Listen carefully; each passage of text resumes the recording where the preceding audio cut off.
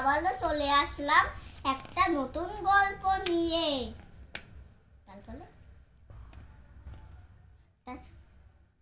তো বন্ধুরা, তোমরা যদি গল্পটা শুনতে চাও তাহলে লাইক, কমেন্ট আর সাবস্ক্রাইব করে দিও। অনেক দিন আগের কথা, এক জঙ্গলে থাকতো এক শিয়াল আর সিংহ। সিংহর বাড়ি অনেক দূরে ছিল আর শিয়ালের বাড়ি সিংহর বাড়ির কাছেই ছিল। তারপরে একদিন শিয়াল আর সিংহ ওর মাঝখানে নদী এসে পড়লো। আর সেই নদীতে দেখা যাচ্ছিল যে শিয়ালের বাড়ির পিছনের গর্ত থেকে এক শিকারী আসছে। তারপরে শিয়াল বলল যে, বন্ধু সিংহ, পিছন থেকে তো একটা শিকারী আসছে, এবার আমরা কি করব?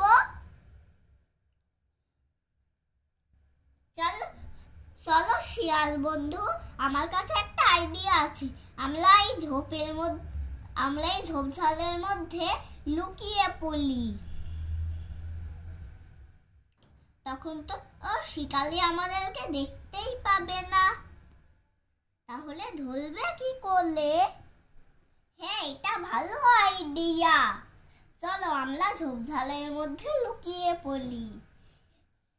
তারপরে লুকিয়ে পড়লো সিংহ আর শিয়ালের বাচ্চাটা। তারপরে সিংহ আর শিয়ালের বাচ্চাটা লুকিয়ে পড়লো। তারপর শিকারী এসে দেখলো যে সিংহ আর শিয়াল নেই। তারপরে শিকারী চলে গেল। তারপরে সিংহ আর শিয়াল আবার বের হলো, কিন্তু শিকারীর বাকি চাকরগুলো তো ছিল। তারপরে আবার লুকিয়ে পড়লো। ওরা সবাই চলে যাওয়ার পরে আবার বের হলো। তারপরে বললো যে, শিয়াল বন্ধু, আমরা তো বেঁচে গেলাম, না হলে ওই শিকারী লীলা আমাদেরকে মেরেই ফেলতো।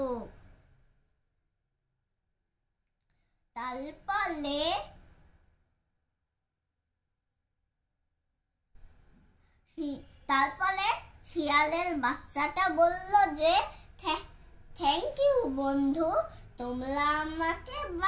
তুমি আমাকে বাঁচিয়ে নিলে, না হলে তো ওই শিকারী আমাকে আজকে মেরেই ফেলতো, কারণ আমি তো বাচ্চা, তুমি অনেক বড়। তারপরে সবাই হাত মিলিয়ে বন্ধুত্ব করে নিল দুইজন। তারপর সিংহর বাড়িতে ওই শিয়ালের সাথে আর সিংহ থাকতে লাগলো। তারপরে ওরা কোনো সময় শিয়ালের বাচ্চাটা সিংহর বাড়িতে যেত, আর কোনো সময় শিয়াল বাচ্চাটার বাড়িতে সিংহ যেত। তারপরে